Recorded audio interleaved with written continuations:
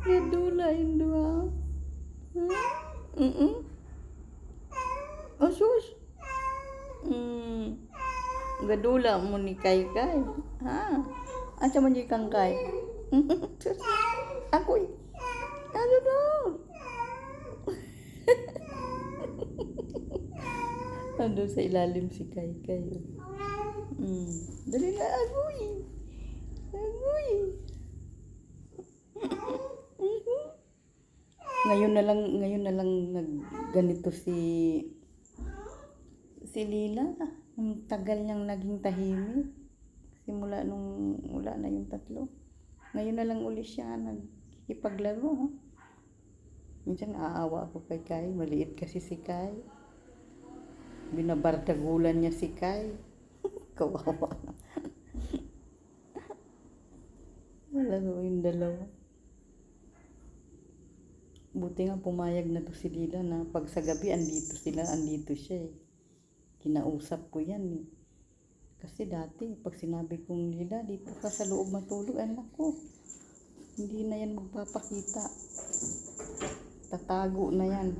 Pero nung kinausap ko siya na dito na lang kayo sa loob, pag sa gabi sa araw na lang kayo sa labas. Ayun, umuwi naman na siya pag sa gabi. Pag tinawag ko, payag naman na siya na dito sa loob. Alam na niya. Sasanayin ko sila dito lang sila sa loob dahil na ako mangyari. Dalawa na lang naman sila. Kasi si Lila ayaw niya yan dito sa loob. Papasok lang yan sila. Kahit sila kayo noon, ayaw niyan. Dito yun, sa labas yan sila gusto. Lalo na pag gabi na, agoy. Lalaro yan sila sa labas.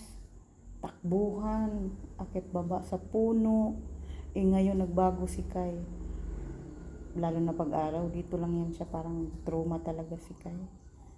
Dito lang yan siya sa loob.